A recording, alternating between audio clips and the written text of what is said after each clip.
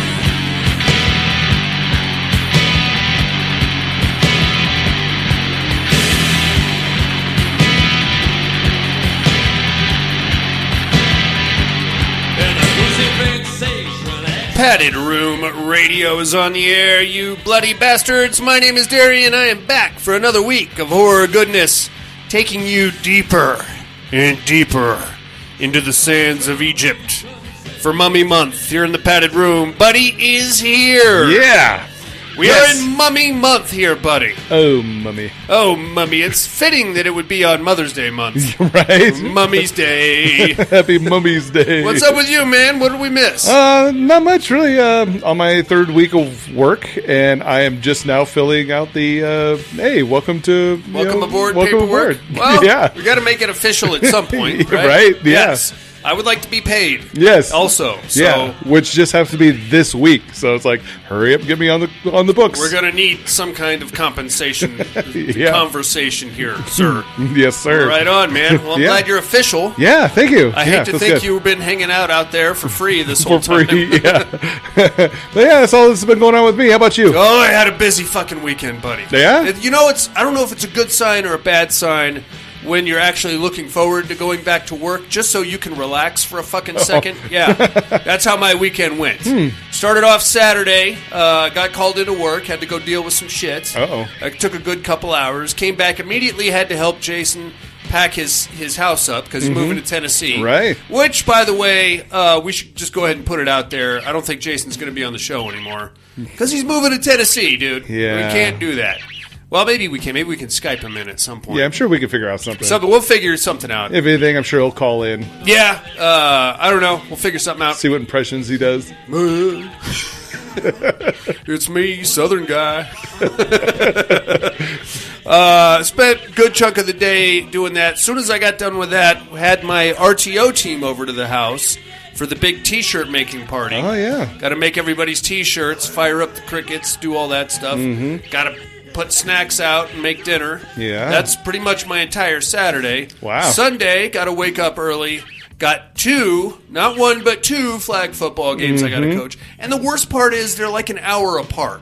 Oh, yeah. Standard flag football game is about an hour with halftime and any timeouts need to be taken.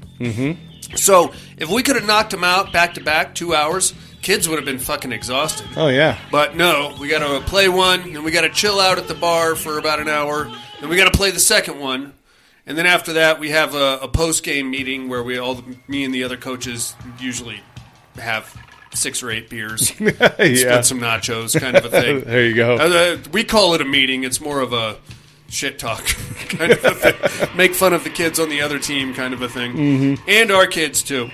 And then, and then Monday finally got back to work. And I was like, oh, okay, let me get some peace and quiet in my work car by myself for a fucking minute. There you go. I can recoup from the goddamn weekend. Right. Yes, buddy. Wow. That was my weekend. Well, enough about me and my horse shit. I guess we got a horror movie and stuff to get into here. How about we kick things off with some horror news there, hot dog? Oh, yeah.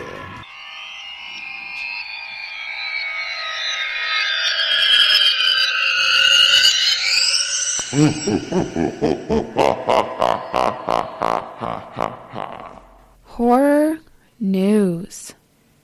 What do you got, dude? Well, they're making a 4K debut later this year of the original Nightmare on Elm Street. Yeah. Yeah. Yeah, so it's going to be, it's coming to 4K Ultra HD Steelbook from Warner Brothers on December 31st. So not is it only just later this year, it's literally the last day of the year. Yeah, so technically almost next year. Yeah. Is what I would say. I don't whatever. Right. I don't know, man. I think I'm going to wait for a Blu-ray box set on Nightmare. I already have the DVD box set. Oh, it's a 40th anniversary 4K Ultra HD Steelbook. Have you seen it recently? No, Nightmare on Elm Street? Not recently, no. I don't think it holds up that well. I'm going to be honest with you. There's some, I mean, it's the start of a franchise. Everybody loves Freddy Krueger. Oh, yeah. But there's some really dumb shit going on in there. Mm-hmm. Nancy Thompson going all Kevin McAllister on us. Get the fuck out of here. Right. All right, whatever. You familiar with the game System Shock? I am. On Steam originally. Well, the remake is now available on PlayStation, Xbox, all that good jazz. Okay, very cool. Yeah, it's going to be... it's now available on PlayStation 4, PlayStation 5, Xbox One, and the Xbox Series. I know nothing about this game. I've never even heard of it. I'm not a big Steam fan. So. Yeah, it's a horror game. It's a first-person shooter. It's a lot of puzzle solving and a lot of jump scares. Oh, cool. So it's pretty cool. I mean... It's a game that you have to play late at night with the lights off. Oh, nice. If you play it during the day with your kids in the house, you're going to lose a lot of the effect, you know? Right.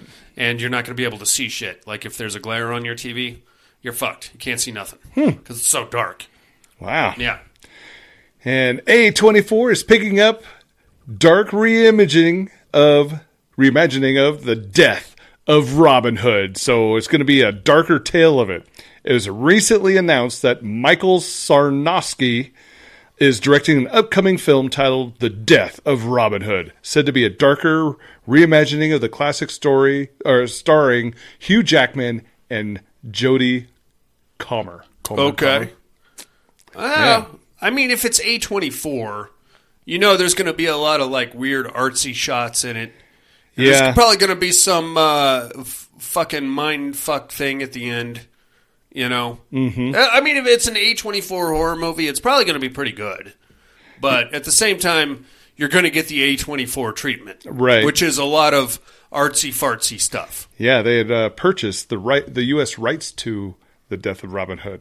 Okay. Yeah. All right. And said it's time the film will see the title character grappling with his past after a life of crime and murder. A battle-worn loner who finds himself gravely injured and in the hands of a mysterious woman who offers him a chance at salvation. All right. Yeah. Vampire Robin Hood. Maybe. That's what it sounds like. Yeah. Zombie Robin Hood? Oh, yeah. Maybe. I don't know if he can work a bow and arrow with missing fingers. I don't know. Right. I don't know where we're going with this. It's A24, man. Right, who knows? Maybe he uses butthole or something. Well, that's all I got. What do you got? All right then, buddy. Enough with the butthole talk. Have you ever seen a movie called Deathstalker? Sounds familiar. It's a cheap Roger Corman knockoff of Conan the Barbarian. Oh, yes. Around about the early to mid-'80s, there was this wild kind of fantasy boom. Yeah. You had Conan, you had Beastmaster with Mark Singer, you had Deathstalker, Deathstalker 2. There was a movie with the Barbarian Brothers, if you remember those clowns. Yeah, they were wrestlers. I think originally. I don't think they ever wrestled. I think they were just like bodybuilders and they were identical twins. Yeah, trying to capture this girl or something, or rescue her. Yeah, so they swinging swords at each other. Who fucking knows? Anyway, remake of Deathstalker. There are images available right now. It looks exactly the same as the original Deathstalker. Okay. Except the guys are much older. They got saggy boobs. Maybe it's the same cast. I think it might be. I don't know. I don't know, man. I was never huge into Deathstalker. Huh. Interesting. Yeah. Are you into action figures? A little bit. I got that, but that's not really. I got my horror girls up there. I got the little muscle man. I still have those. But I think the qualifying thing for an action figure is that they have to be posable. Oh. Or you have to be able to move them or put guns in their hands and stuff. Okay. I don't know. I used to have Star Wars. Okay. That's a little bit older than me. I was into He-Man. I had those too. I had the He-Mans and the G.I. Joes. I didn't have any G.I. Joes. Those were my two jams. Star Wars and He-Man were mine. Okay. Well, anyway, House of Dracula. NECA is releasing a Christopher Lee action figure. It's now available. Looks pretty cool. Yeah? That size? Like, Yeah. Yeah, about 6 inches tall. Those are about, I don't know. 8 inches? Yeah, something like that. I don't know. I got the Kotobukiya horror Bushijo girls is what Buddy's alluding to. Yeah. Those things are about $150 a piece, by the way. I know. Do we know how much this No, one? I didn't look. And I can't beat off to it, so I'm not going to buy it. Those things. I yes, know, sir. right? Scandalous.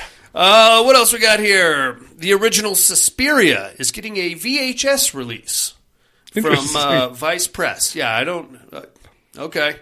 If you're going to do it, then you got to have a VCR, and those ain't so easy to come by these days. No. And I failed to see the appeal of watching these movies all grainy and fucked up. Right. But whatever. Whatever you're into. I will say this. I took a look at it. The actual VHS cassette is very cool. It's like all red and black. It's got like a spiral thing going on. Well, that's cool. So you got that going for you. Images are also up from the upcoming Peter Pan horror movie, Peter Pan's Neverland Nightmare, to be part of the Pooniverse. Yeah. I looked at the images.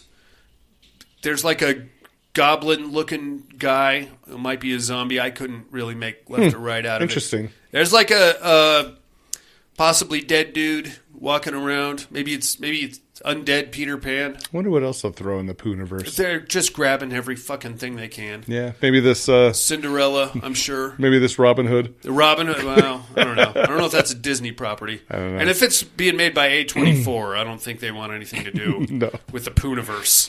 I'm not sure I want anything to do with the Pooniverse.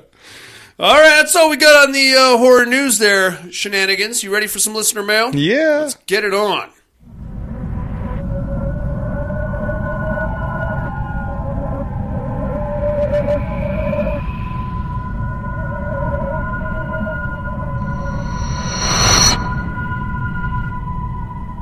Listener mail. Yes, sir, Mr. Man. We do not have any emails this week. We do have a couple of voicemails. All right. Let's start things off in Alabama. All right. Here comes Alan. Hey, Alan. I don't know if he's from the Cha-Cha anymore. Does he still do the Cha-Cha? If he does Cha-Cha, then he's just Alan that Cha-Chas. He who cha-chas behind the rose, buddy. That's right. The rose, not the rolls. God damn it. It doesn't work at a bakery. Here comes Alan. Before I fuck this up anymore. Room, what's up? What's up, Alan? Doing good. I can't believe I missed Deathgasm. I just forgot the clues and stuff. That You're shit. Sharing your soul and Me Took made for TV movies. I'm going to go It, Dark Knight the Scarecrow, and Killdozer. Hope everybody's doing good. Talk to y'all later. Bye. You got me. I am Saw, Yes. buddy. That was an easy one. I forgot all about Killdozer. Yeah. That's based on a true story? Is it really? Yeah. This guy in Colorado went bananas. Took I think it was a bulldozer, and made like a cement kind of encasement around it, and just drove through this fucking town. Somehow did not kill anybody, but did a shit ton of property damage. Oh, man, I could imagine. And then he killed himself inside his own killdozer before the cops could get him. Hmm. Yeah, good times. Damn. What else? Dark Knight of the Scarecrow, love that one, and the original It. Yeah, that is okay. Right on, Alan. Thanks for calling in. Yeah, thanks, Alan. Let's get up to Anderson, Indiana. Coop Newcomb. Hey. Hey, evening. What's up there, Coop? I wanted to call in and get the 3 on the Meat hook. Yes, sir. This week you have made for TV horror. You got it. Haven't seen a whole lot of them. You probably I have. had to look at IMDb and You just didn't know. List, and I've seen a handful. Most of them just weren't even worth mentioning. But All right. the ones that I felt are, I have number 3 was It. Okay. I think everybody's seen that one. Oh, yeah. Number 2, and you had mentioned this, Dark Knight of the Scarecrow. Yeah, I had actually never seen that until I think about a year ago. Oh, it's wow. good. That was on Shudder, and it, for what it was, wasn't that bad. No, I like actually it. really liked it. And Number one, this one's going way back. It's Salem's Lot. Oh yeah. I love that one. Mm-hmm. Anyway, also, hey, this time you made educate about a guarantee for everybody, and I actually know what this one is. Let's go. Saw. You got it. Anyway, hope you're doing well. Take care. Talk to you next week. Okay. He makes it sound like I just lost my job or something. Hey, keep your head up, buddy. Everything's going to be okay. I'm fine, Coop, really. I think, buddy, you're good, right? I think so. I know. Does Cooper know something that I don't? Right? I need to... Where's my wife? God damn it. Well, I hope you're doing well, young man. Yeah. You got me. I am Saw. We let Violet pick who I was last week. Yeah. She did a quick glance around the room, found the first poster that I had, and she went with that.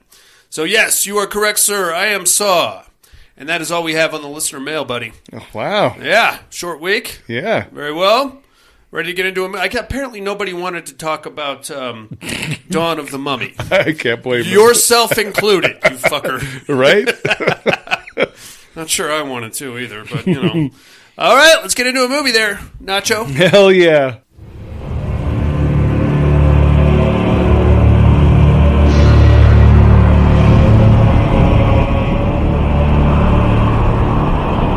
Many men have wasted their lives in the foolish pursuit of Hamunaptra. Most have never returned. I think you found something.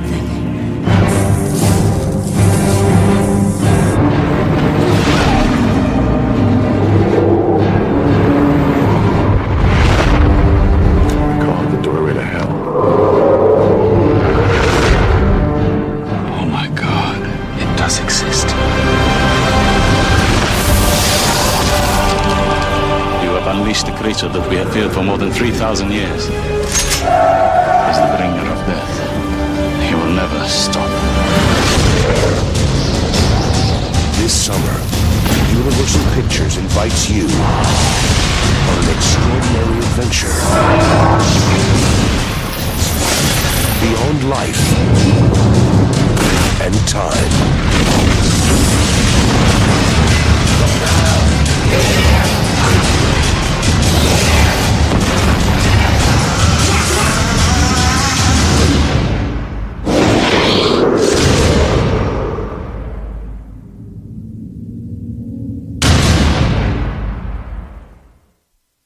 It's The Mummy, buddy. Mummy. 1999, 7.1 stars on IMDb. Wow. PG-13. Written and directed by Stephen Sommers, starring Brendan Fraser, Rachel Weisz, and Oded Fehr.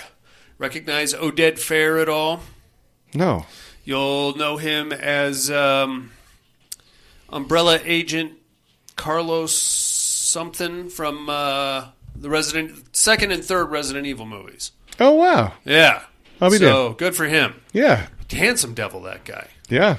This is, I'm not going to call this a remake of the original Mummy, but there are some similarities. There are similarities. Character name. I guess technically the plot is pretty much the same. They added a lot of stuff. Just by way of Indiana Jones. Yes. And a lot of, it's a summer blockbuster, I think is what I would call it. Yeah. High budget, it's family friendly, lots of quirky one-liners, and not all that scary. Great special effects. Not the best movie I ever saw. No. Reminds me a lot of another Mummy movie I saw. Now, when did that one come out? Oh, boy, here we go. Yeah, it does kind of seem familiar. All right, well, anyway, we start off in ancient Egypt, buddy. Yeah. Hallowed antiquity, where apparently there was a lot of body painting going on. Yeah. And a lot of sexy body painting. It's we're going to meet Imhotep. You recognize that guy? From the original 1932 Mummy. He is the Pharaoh's high priest. And he has fallen in love with the Pharaoh's queen. and they are having a saucy affair. Oh, yeah. Which would have been okay, except that, again, body paint is in ancient Egypt. Right. And every time you get a little frisky with the pharaoh's wife, her paint scheme gets all fucked up. And then the pharaoh comes in and he's like, yeah, you're all smudged. Somebody's been touching you. Yep. Who's been touching you? And, of course, it's Imhotep, and now he's in big trouble. Oh, yeah, he is. In comes the pharaoh's guards, and they capture the princess. But she's like, sacrificing herself so Imhotep can get away because she knows that he can resurrect her once she's dead. Right. So, yeah, you get out of here, let him kill me, and then you bring me back, and we'll live happily ever after. Check. That sounds like a great idea. So they kill the princess. Imhotep, with his weird gang of gold priest dudes, escapes, and then they steal the princess's body, and they have to take her to Amenoptera, Yeah. the city of the dead. It's supposed to be the gateway to the Egyptian afterlife, buddy. Yes. Ooh. They get over there, and they're setting her up to get resurrected. It's a lot like in the original Mummy, I guess, because they have like a black pool. It's not the 42-inch HD TV viewing pool that Boris Karloff had. No. This one is just black. So he may need to check the HDMI cable, make sure it's plugged in properly. Yeah. And he's disconnected. That's what it could be. Well, normally there's a little no signal thing. Oh, yeah. Floats around That's right. the pool. It's bad news when you don't get that. Shit! Let me turn it off and turn it back on. Anyway, he's doing the ritual to bring back the princess, and out comes the ghostly specter from the black pool, and it gets in the princess's body to resurrect her. But that's when the pharaoh's guards come in and they kill. Well, they don't kill anybody, but they do capture Imhotep and take him back to Cairo, and that's where he gets like the harshest of punishments. Oh man! They cut his tongue out. They basically mummify him alive, and they seal him in the sarcophagus with a bunch of scarab beetles. Yeah. And that's where he's got to hang for a couple 100,000 years. And then once that's done, they take him back to Amenoptera and bury him in a secret location. So no more Imhotep. No more. It's Enox and a moon again. So it's the same tandem of Imhotep and Enox and a moon from the 1932 movie, which is pretty sweet. But now we've got to get ourselves swashbuckling here, buddy. Yes. We got to start with the whips and the riding crops and the pistols and the wrist braces and the cleverly placed hair that always seems to fall so handsomely in front of Brendan Fraser's face so that he can wave it away with a swish of his locks, like whoosh. That's right. Yeah, buddy. And we are now at the Battle of Amenoptera, and it's the year 1923.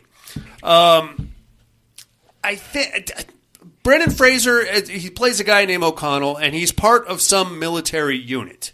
And from what I gather, they stumbled upon Amenoptera, and they were like, "Oh, there's treasure here," and there's like, I don't know, 100 guys. They're like, we're going to get this treasure out. It's going to be great. But then these dudes wearing black turpas show up, and then big battle ensues. And basically everybody except for Brendan Fraser gets killed.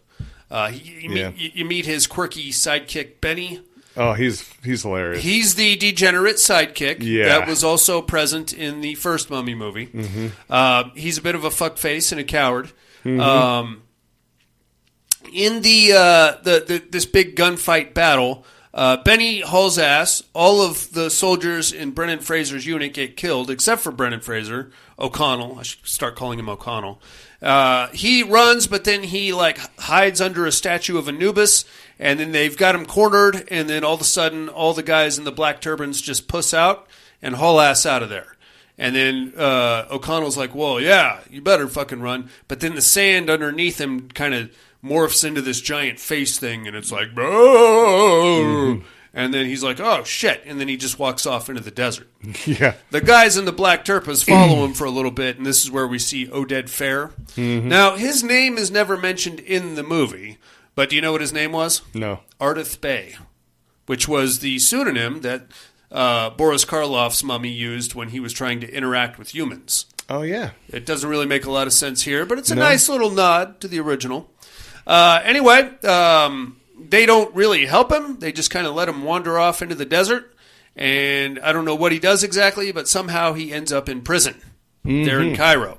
Now we're going to cut to the University of Cairo, where we have the sexy Rachel Weisz. Yeah. Whom I had a huge boner for. Oh, my God. I probably still would if I found her today. Mm-hmm. You know, she's married to a guy that owns a chicken, some kind of a chicken operation in England. Interesting. Yeah, he's like a huge millionaire. Okay. He's got tons of money, but he made it all on chickens.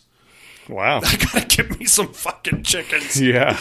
God damn it, man. There's money to be made, and I could have had Rachel Weisz if I'd invested in chickens. That's right. Probably not, but still. I'm sure he's much better looking than I am. She is playing Evelyn, and Evelyn is a junior researcher at the University of Cairo, and she's in charge of early Egyptology or something like that, and she's a bit of a ditzy dame, if you will, you know.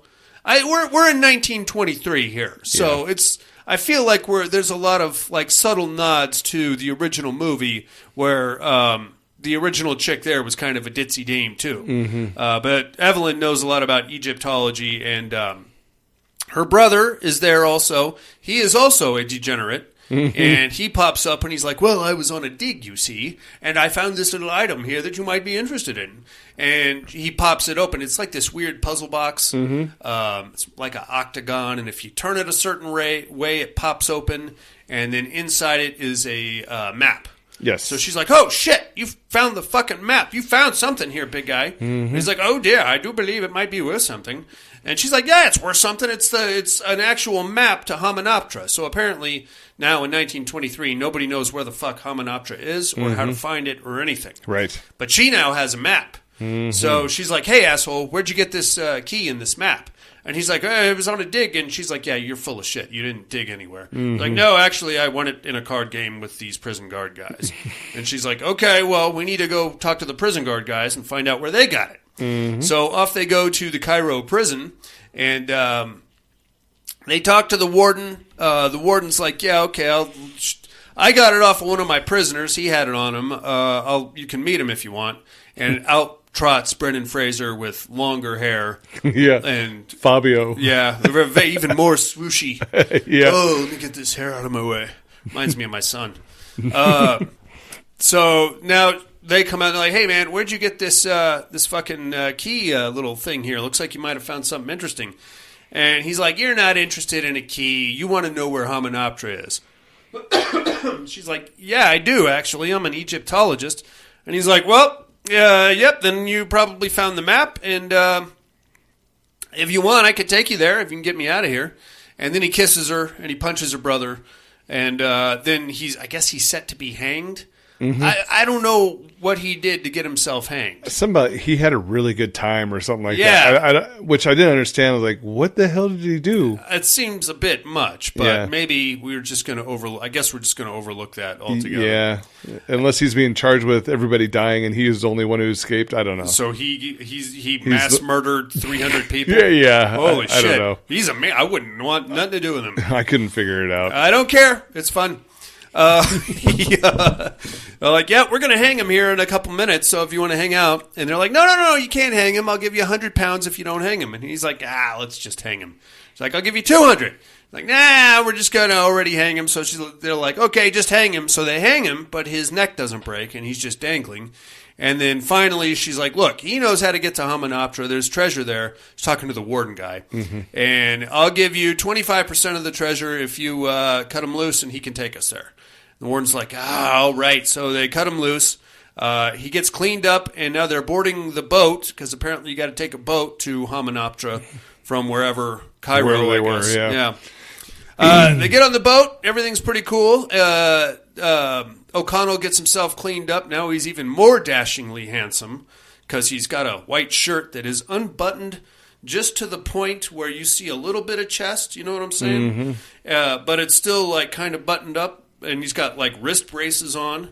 So, yeah, Rachel Weisz is just dripping. Oh, yeah. Dripping at this point. Soaking. Yeah. And he's like, hey, thanks for getting me out of there. And then he rolls out a knapsack of weapons. What the fuck? You just carry a surplus bag of weapons at all times. And by the way, where was that when you were getting around? All right, whatever. Mm-hmm. I don't want to think too much about this. This is not a thinking movie, buddy. No. This is a watch and enjoy kind of a movie. Mm-hmm. Turn your brain off. They're on the boat, and they happen upon 3 random American cowboys. Mm-hmm. And very strange. They are also looking for Hymenoptera, and they've got their own little Egyptologist guy with them. Yep. And who the fuck should else also roll up with them but motherfucking Benny, buddy. Mm-hmm. He's alive, and he's a piece of shit. He is. Yeah, he is. And I didn't really pick up on this, but he was supposed to be Hungarian. Interesting. The only reason I know that is because I had the subtitles on when I was watching the movie, and every now and then Benny would say something unintelligible, and it would just say at the bottom, Hungarian speech. Oh, so I guess he's supposed to be from Hungary. Benny's a piece of shit, and he's leading the Americans, and they get a little side wager going on between them. Who can get to Hymenoptera first? O'Connell and his group, or Benny and his group? Yeah. Unfortunately, this is when the dudes in the Black Turpas show up again, because they got word that O'Connell has the map and the key. So they're like, well, no, we can't have that shit. Right. We don't really know too much about these Black Turpa dudes No. just yet, except that they seem a bit nefarious, and they're really interested in keeping people out of Hymenoptera. So they show up, they're all stealth ninja-like, climbing aboard the boat. O'Connell knows something's up because he sees wet footprints going across the deck. Yep. Oh, shit. One of them, like, jumps into Evelyn's room and, like, hey, where's the fucking map? She's like, oh, God, it's right over there. A little bit of a struggle. And where's the key? What key? What key? Dashing O'Connell comes in and with his twin pistols and starts firing and stuff. There's like a candle or a torch or something that lights the map on fire, which then lights a bunch of other shit on fire.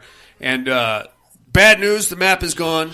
Good news, Evie's brother showed up and got into a little fisticuffs with one of the Black Turpa dudes and got the key back, but the map was burned up in the fire and the ship apparently sank. But I'm guessing it was in the river, because in a second here, they're like, hey, I got all the horses. Benny's like, I got all the horses, you fucker. And he's like, oh, yeah, well, you're on the wrong side of the river, you piece of shit. Side of the river. You dipshit. Yep. So that's great. But everybody survives, and we're in pretty good shape here. Now, here's the thing about the ruins of Hymenoptera. And I don't know that this makes a whole lot of sense. But you have to get to a certain point in the Egyptian desert, and you got to just hang there. And you have to wait for the sun to rise, at which point it creates some kind of a, what do you call those? Eclipse? Not an eclipse. Not an illusion. It's a, oh, for fuck's sake.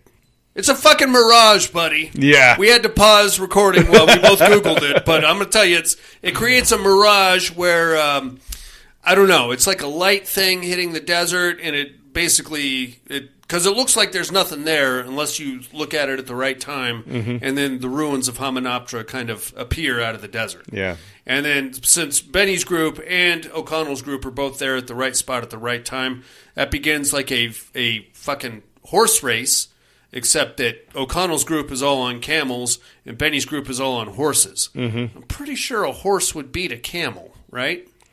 I don't know. Slow and steady wins the race? But it was just a straight line. I don't know. Somehow O'Connell wins the race, so they owe him $500. Teet, teet, teet, teet, teet.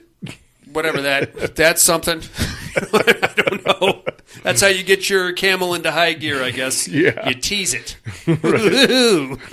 O'Connell wins the race. They get to the ruins of Hymenoptera first, but then it's never really spoken of again. Now, the American group has their Egyptologist, and O'Connell's group has Evie. So the American group is digging on one side of Hymenoptera, and Evie is like setting up mirrors on the other side. Right. So it's pretty wacky. Good news is that they both kind of get into like this tunnel network underneath Hymenoptera about the same time.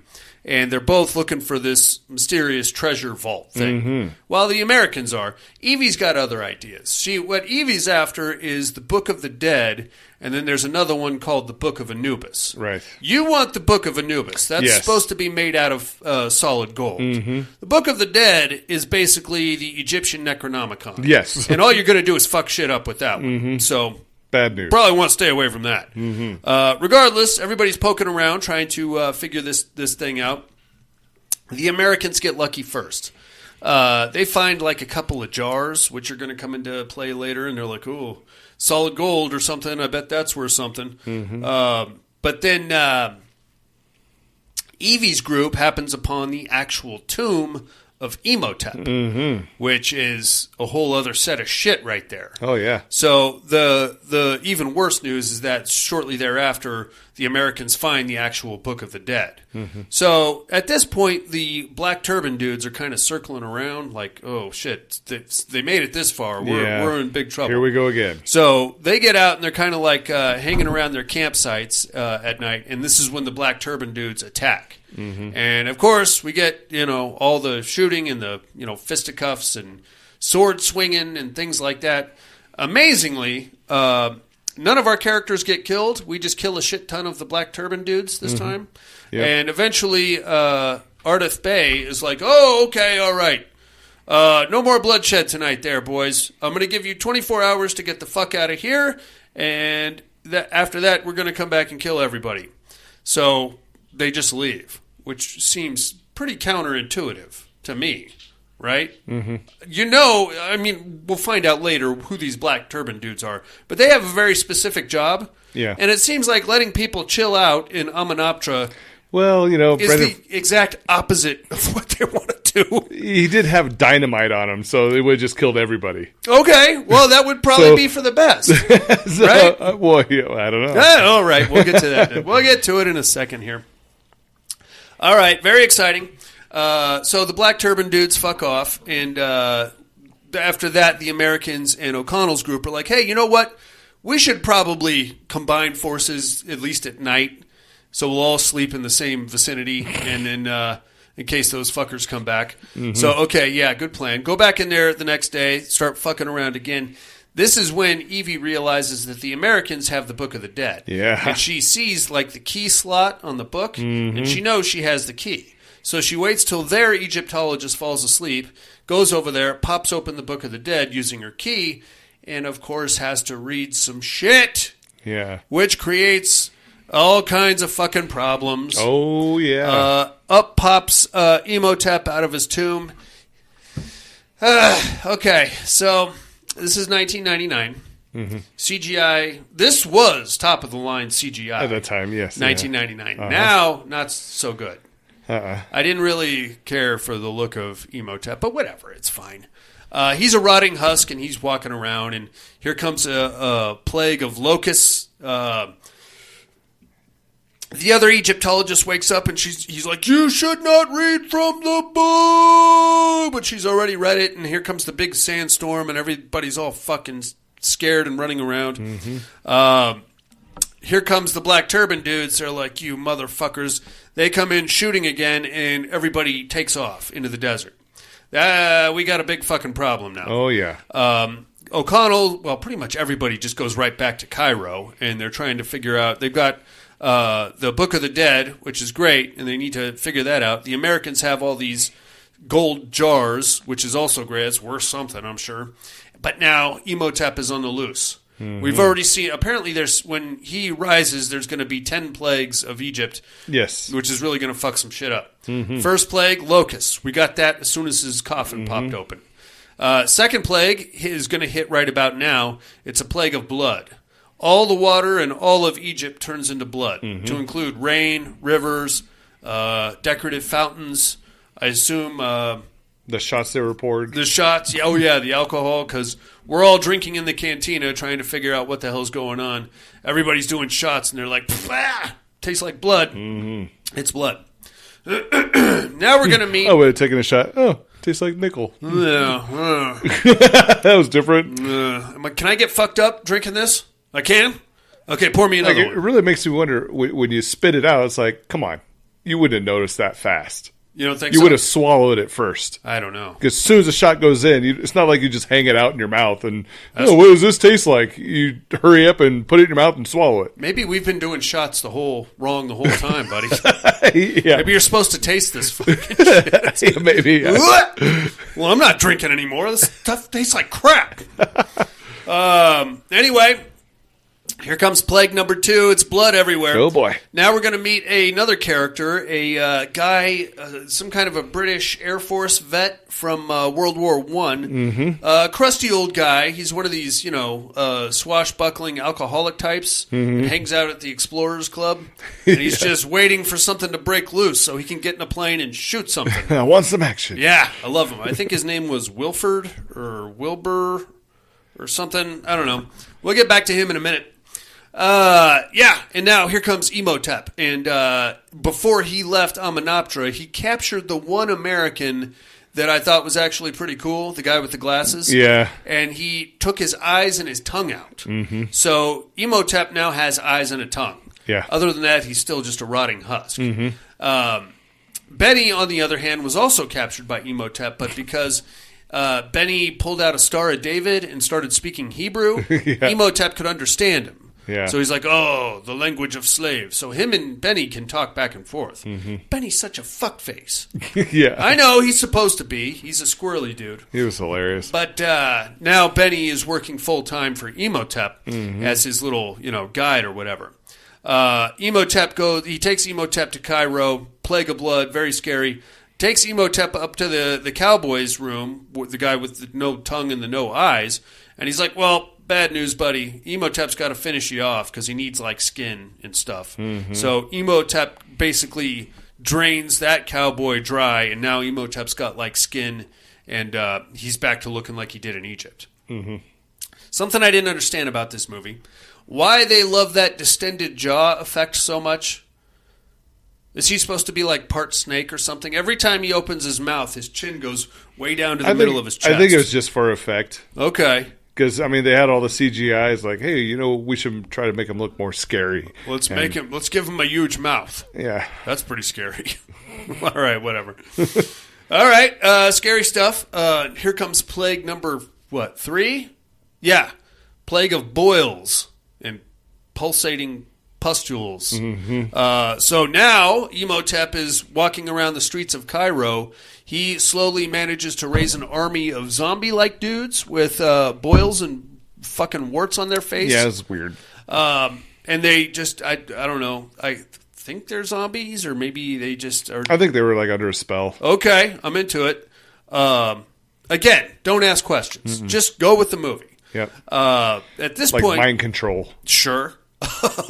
Evie takes her findings back to the museum, and there the museum director is hanging out with Ardith Bey. Mm-hmm. And this is where we get the big backstory on Ardith Bey. Mm-hmm. So he is a descendant of the original Pharaoh's guards, and him and his posse of black turban dudes are sworn to protect, or more to the point, to keep Imhotep locked in Amenoptera. Mm-hmm. So that's why they killed all of the original military group that moved in there. And that's why they were trying to keep the explorers and the Egyptologists out when they went in there for their dig.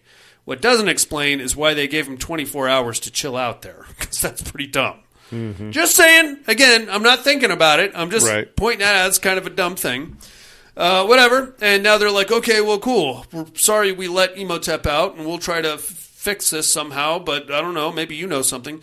He's like, yeah, dude, what you got to do, you got to find the Book of Anubis, which is back at Amenoptera, and that'll tell you this. That's the one that's made out of gold. Mm-hmm. That'll give you the spell to put the reverse on Imhotep, make him go back in the ground there.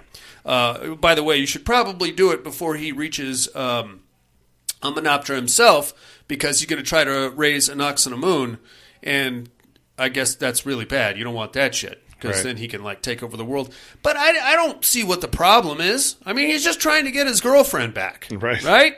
Let him do that, and then maybe after that, they'll go on a nice honeymoon somewhere and leave everybody alone. That's right. With their Beatles and their fucking shit. Maybe they'll go to Vegas. Yeah, go to Vegas. Have a good time. Let's say, explore 1923. Yeah. Got cars and I don't think they have telephones yet, but they got cars. That's kind of cool. Yeah. All right, anyway. So now like, oh, shit, okay. But they're being chased through the streets of Cairo by this mob of pustule-faced guys who are apparently dumb as shit because they corner the brother, and he just starts kind of walking real slow, and then they all magically forget who he is. Yeah. Like, oh, he's one of us, boys. Let's just keep it moving. At this point, Imhotep kind of locks into the fact that, like in the original movie, Evie is half Egyptian, and it's never mentioned, but I have to assume that she is a descendant of Anax-Amun, because that's how it was in the original movie. Mm-hmm. So we'll go with that. He's like, hey, I want me some of that Rachel Weisz character because she is hot to trot. Mm-hmm. So the brother and O'Connell are trying to protect her, and so is Ardith Bey. They kind of are trying to get her into a car so that they can get out of the city and get back to Amenoptera. Mm-hmm. Unfortunately, they get cornered by the big mob of pustule-faced dudes, and Imhotep, while that's going on, goes and drains the other two cowboys, so that sucks. But now he's at, like, full power, which is a big fucking problem. Yeah. He pops up in the middle of the crowd, and he's like, okay, Benny, come translate for me. That's Anax-Amun, I could tell, because, well, even if she's not, she's pretty hot, and I want her to be my girlfriend. So she needs to come with us. And Benny's like, okay, yeah, you're coming with us. And, of course, O'Connell and the brother hop out, and they're like, no, you do not. But then she's like, okay, wait, maybe we can make a deal. I'll go with you. You promise to let my friends here live, right? And he's like, yeah, sure. So she goes with Imhotep, and then, of course, he tells the mob to kill all the friends. Right. They bust a quick one by jumping into the sewer and taking off. Apparently, Imhotep can travel by sandstorm, which is pretty cool, I guess. Yeah. It's got to suck for the people he's taking with him, though. Right. I'm assuming... Keep your eyes closed, mouth closed. Yeah, exactly. Like a face covering. You're going to be pulling sand out of every orifice of your body. Oh, yeah. Probably by the pound. Or maybe it just hovers around the outside. You don't even know. I didn't look like it, because when they finally got to where they were going, they just kind of shot out of the cyclone and landed in the desert. Yeah. And then Imhotep's like, we have arrived. Well, fuck you too, man. Yeah. I would have met you out here. It would have taken me a little bit longer, but still. They get out to, what do you call there? They're approaching Amenoptera. In the meantime, O'Connell's group tracks down Wilford, our crazy World War I pilot. They're like, hey, buddy, you want to go on an adventure? And he's like, yes, oh boy, I say I would love to. You're probably not going to live through this. Everybody else we know that came with us has been killed so far. You say! So they hop in his plane and go taking off. This part is pretty cool by 1999 standards. Imhotep sees them approaching in the plane, so he creates like a giant sand mummy face wall, which his face pops out of. And I guess it's like trying to swallow the plane, but they're shooting at it with the machine gun, and eventually it crashes the plane into a big sand dune, and the Wilford guy goes down with his plane. But he's got a big shit-eating grin on his face. Oh, yeah. He died happy, I think. Certainly did. Yeah. From there, we get to Amenoptera. So, okay, if I'm understanding this correctly, much like in the original movie, Imhotep doesn't necessarily need Evie per se. Like, he's not going to make out with her. He needs to sacrifice her to get the black pool of crud to go back into the mummy of Anax-Amun and reanimate her, if I'm understanding this correctly. That sound right? Maybe. I don't know.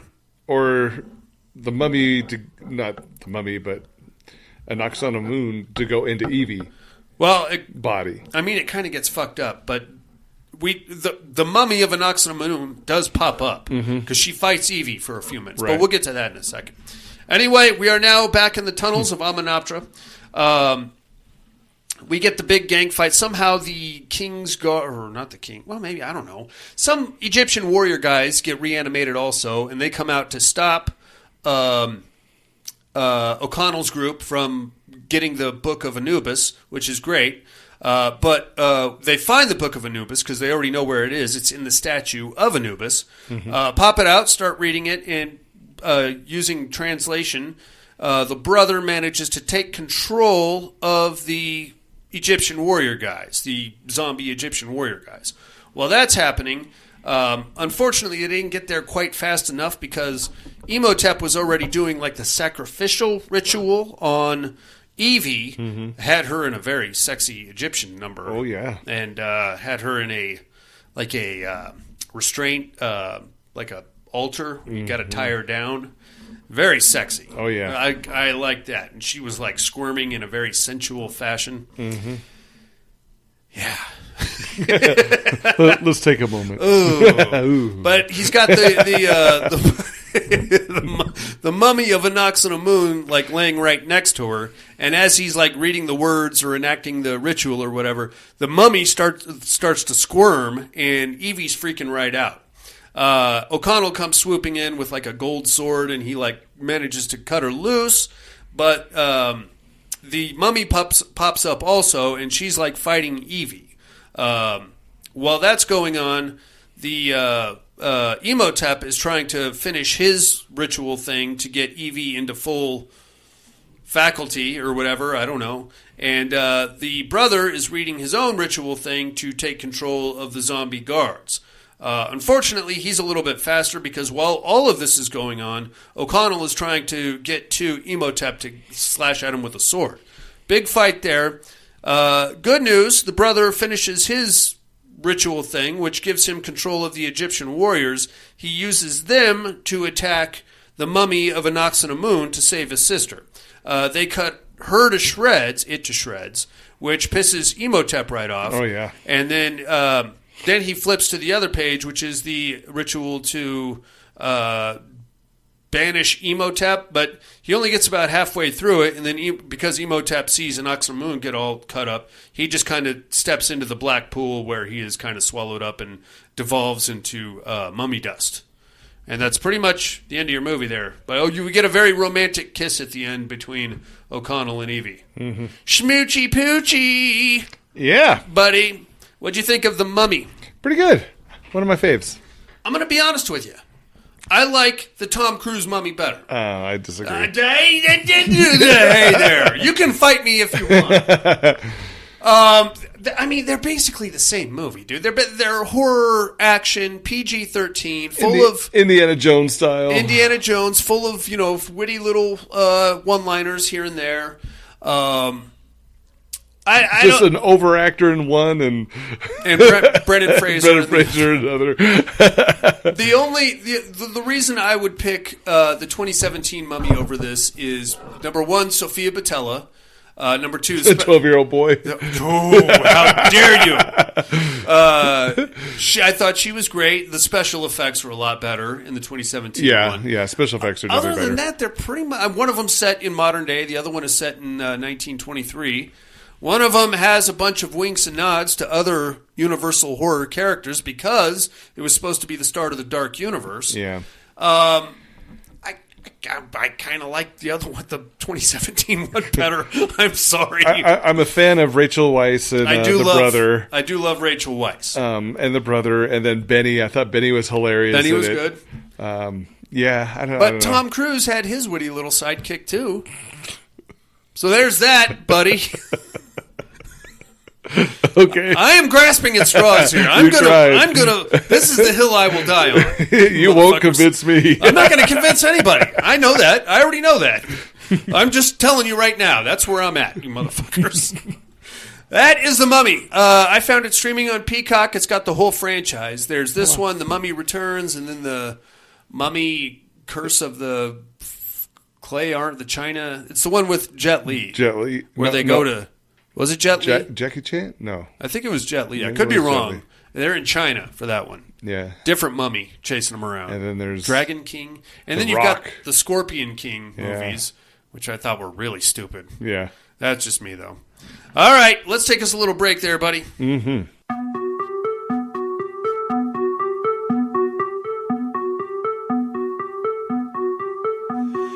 Sulfur on your breath, grinding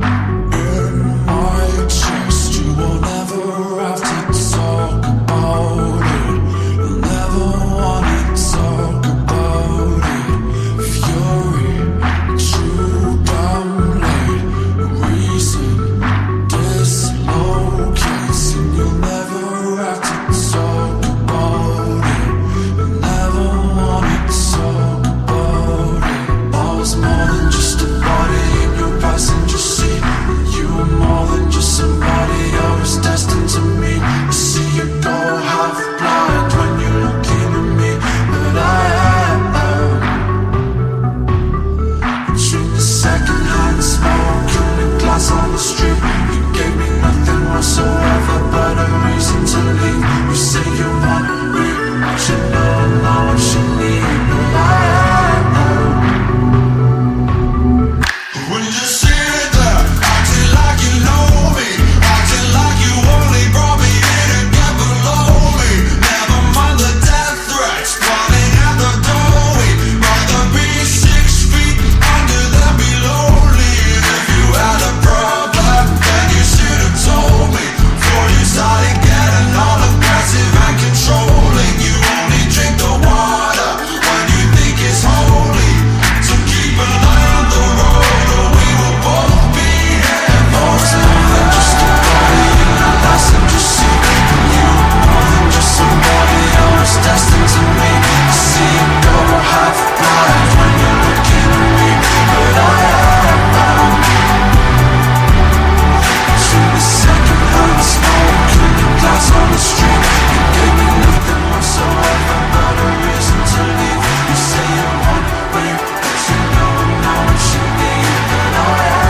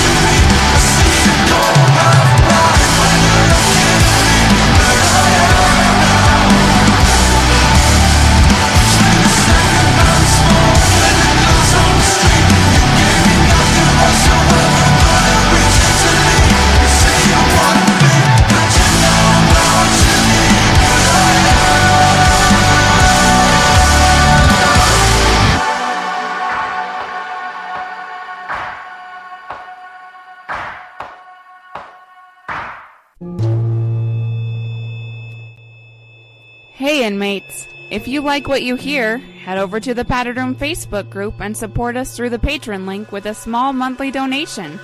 Check out the T-Villain link at paddedroom.podbean.com and grab some t-shirts. Thanks for listening and enjoy the rest of the show. And we are back, buddy.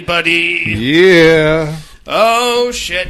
Scary stuff, this mummy business. Man, right? Yeah, dude. I don't know that I ever want to go to Egypt. It's scary. And I don't know. It looks very hot. Yeah, that it does. And very sandy. Political climate, not all that great either, from what I understand. Yeah. Especially for Whitey. Right. Imagine white people have some problems there. I think it's time for a little meat hook action, amigo.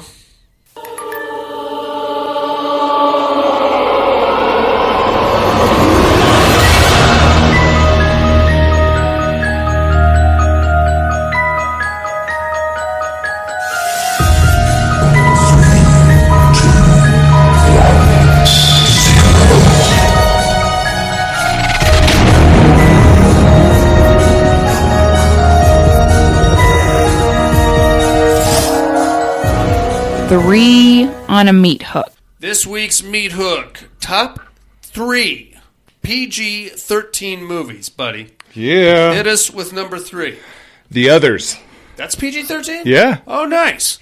That's a good one. Mm-hmm. Unfortunately, it was a great show. Didn't see the ending coming.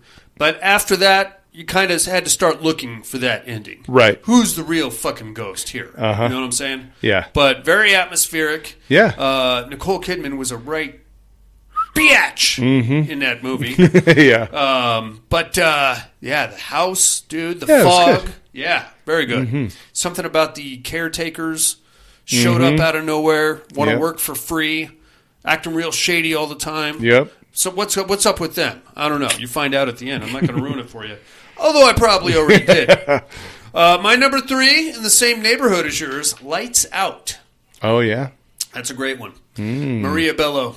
Also a real batch. Right. Yeah, real borderline abusive mom. Mm-hmm. There was always some talk of a sequel to that, but it still Really? hasn't happened. Yeah. Huh. I forget the villain's name. I think it was like Sandra or something like that. The imaginary friend that wasn't so imaginary. Right.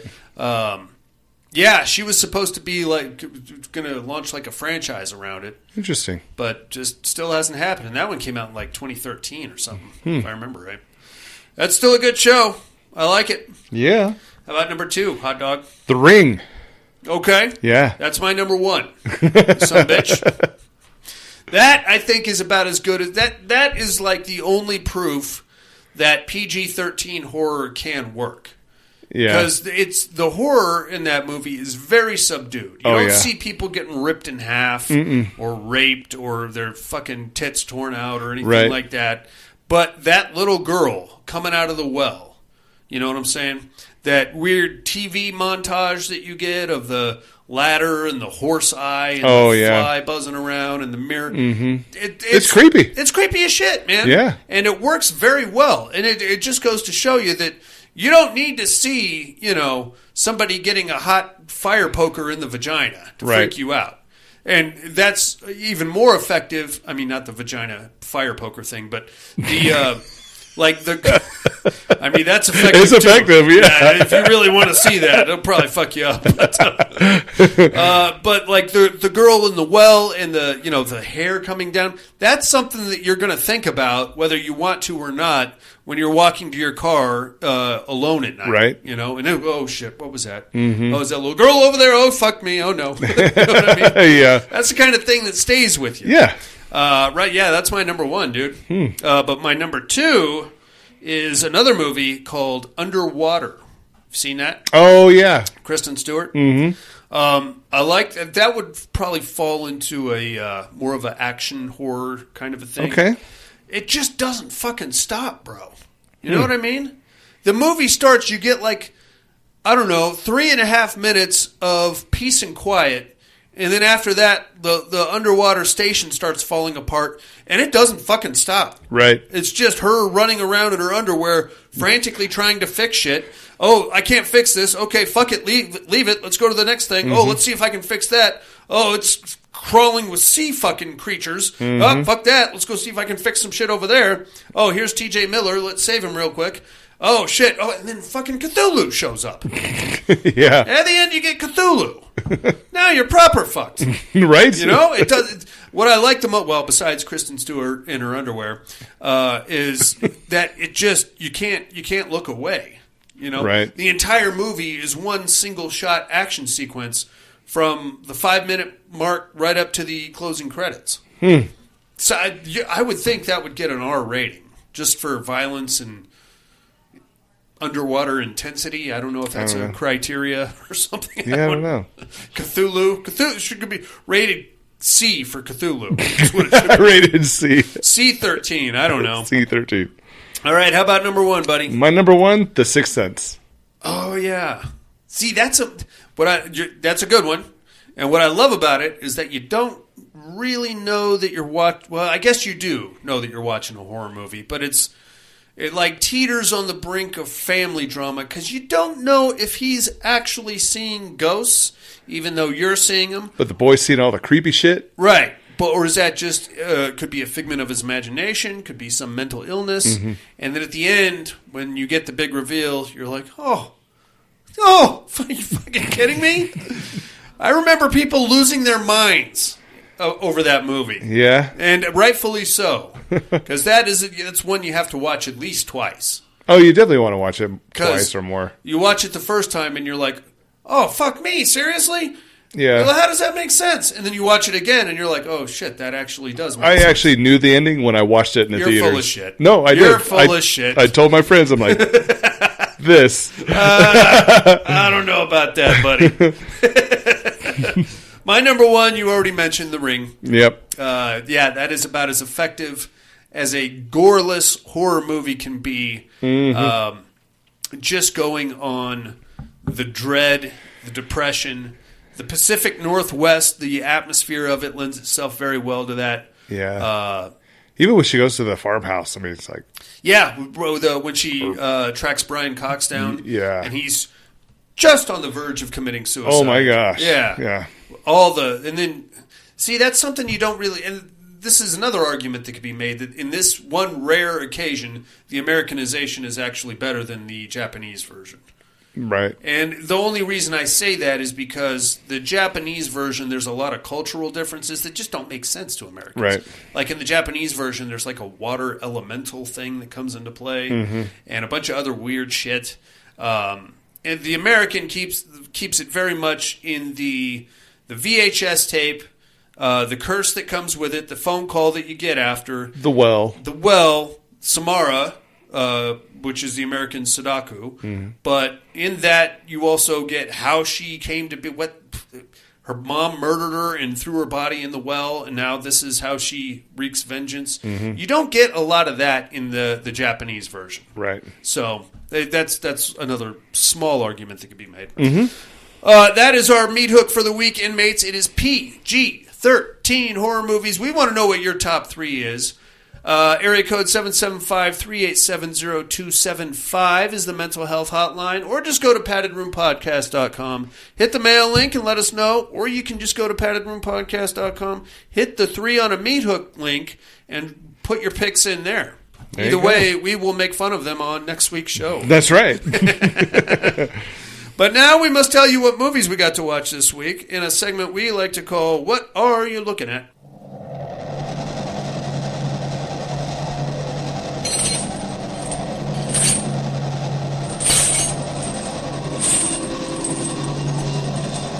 What are you looking at?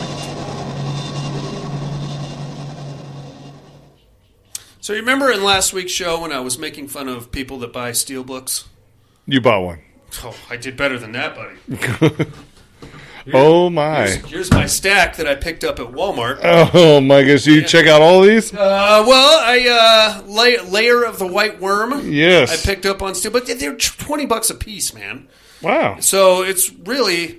They didn't have like plain old Blu-ray. The only way you could buy them is in Steelbook. So I got the Steelbooks. I got Lair of the White Worm, The Gate. The Gate's one of my favorites. And, love it.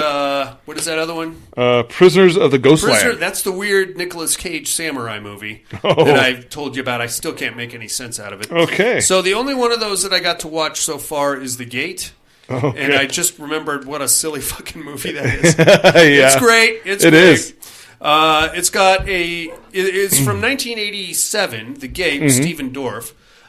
You can tell it's from 1987 because it has one line of dialogue, which I absolutely adore, but will never be said again in a movie. There's a scene in which Stephen Dorff and his little metalhead friend are hiding in the closet. And the sister and her hot friends catch them hiding in the closet. And one of the hot friends says, "What are you doing in there? Fagging off." Yeah. Can't say that nowadays. Nope, you're not allowed to do that anymore. Yeah. But rest assured, when I have to yell at one of my guys at work, I'm going to accuse them of fagging off. Hey, we can't be fagging off all day, guys. We got to get this shit done. Right? That is definitely an 80s saying. And that is all I'm looking at, buddy. What do you got? Oh, I didn't get a chance to see anything this week. Yeah, I had a pretty busy week myself. Hopefully I can get to those other two next in this coming week. Right on. Well, I guess it's time for some immersion therapy then. Yeah.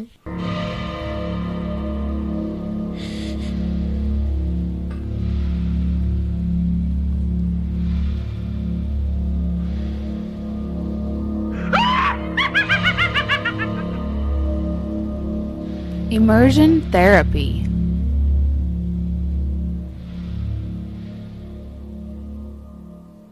What'd you think of The Pit and the Pendulum, buddy? No, it's good. I mean, there's a lot of remakes to this one. Oh, yeah. Full Moon did a very salacious remake, I think in the early 90s, starring Lance Hendrickson as Perturabo. Yeah. You can beat your dick clean off to that one. There's a lot of nudity in it. Not the one that we watched from the Vincent Price version. But it's kind of set the classic. Roger Corman did a whole string of Edgar Allan Poe movies in the late 60s, early 70s. Most of them had Vincent Price in them. He did this one. He did Fall of the House of Usher. He did a movie called The Raven that has nothing to do with ravens. Well, Peter Lorre gets turned into a raven, and then Vincent Price battles Boris Karloff in this weird wizard battle thing. They were all pretty much the same movie. It was just Vincent Price wearing weird period clothing, acting like an asshole. Pretty much is how it went down. Right. But, they hold up for nostalgia's sake, and you can't go wrong with Vincent Price, is what I said. Yeah. Right on. What do you got for us this week there, buddy? All right, this week, let's check out 2020's The Block Island Sound. That's right, something lurks off the coast of Block Island, silently influencing the behavior of fisherman Tom Lynch. After suffering a series of violent outbursts, he unknowingly puts his family in grave danger. That's right, you'll find this gem on Netflix. Check that shit out, inmates. We'll do the same and compare notes next week. But first, you must educate me.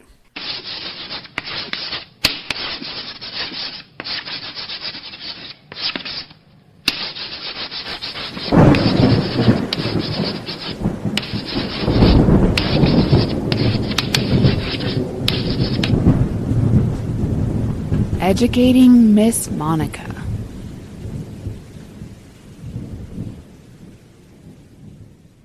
First, my clues from last week. I am a sleazy photographer, buddy. And I can't get anything published. I can't even get a job at the Sears Portrait Studio. So I have to resort to taking shady pictures of people, borderline private detective work, and then sometimes blackmailing them if they're cheating on their husbands or wives. I was doing just that one night when a dude in a pig mask jumped me, and I woke up chained to a toilet in a very dingy bathroom with another guy and a dead body. Fuck me, I guess I gotta cut something off with one of these tools to get free of this thing.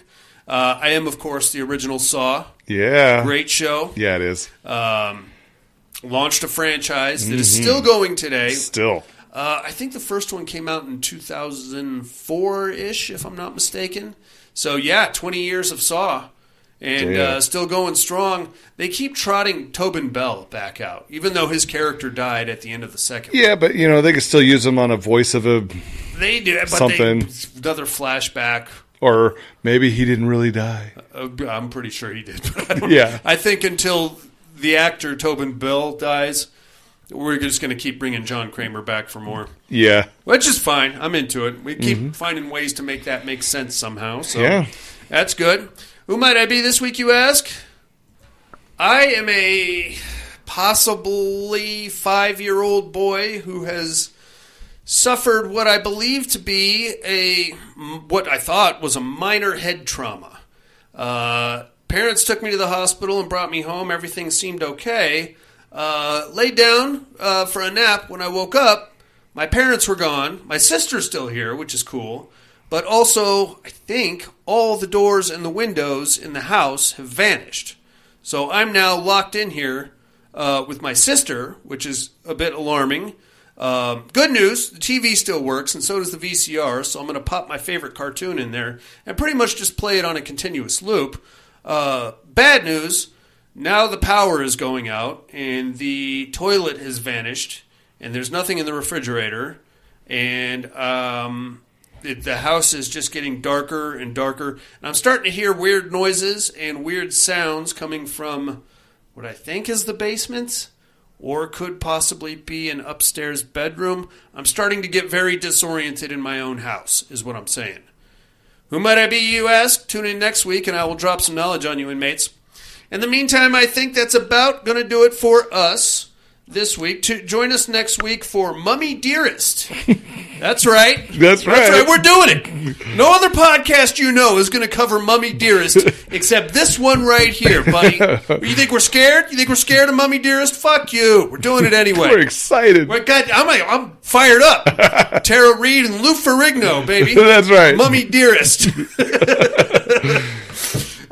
Closing out Mummy Month here in the padded room. Like, comment, subscribe if you have time. If you don't mind, that helps our visibility quite a bit. Wherever you found this podcast, do have a Patreon campaign running. Just head on over to paddedroompodcast.com. You'll find all the information you need about us, the Patreon link, the various segments we do, contests, all that fun shit. It's all there. Other than that, you got anything else on the week, big guy? No. Alrighty.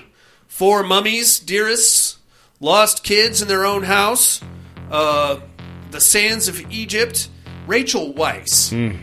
I'm pretty sure she has appeared nude in a movie. I don't know which one. Don't know. I'm going to have to get on to Mr. Skin to get to the bottom of that. And the bottom of her also. And the Padded Room Podcast. I'm afraid visiting hours are over. Bye and have a great week. Put my heels in, dance with the heat.